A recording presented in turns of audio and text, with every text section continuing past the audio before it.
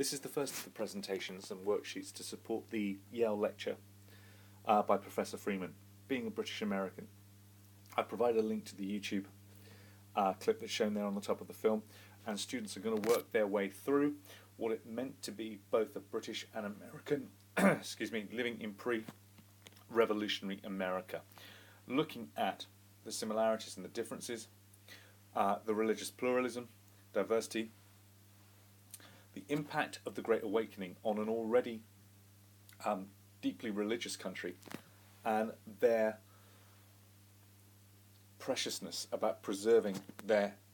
independence and freedom to practice religion, which of course was one of the principal reasons why the original Pilgrim Fathers moved to America.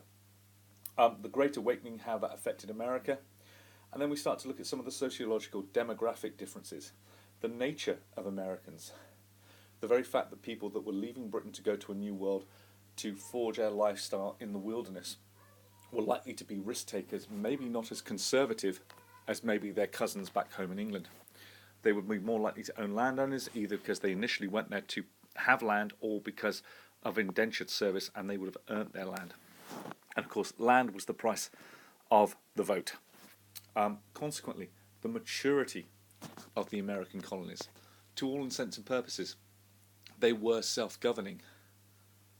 And of course, that would bring them into contact with a government in London that was no longer prepared to enforce salutary neglect.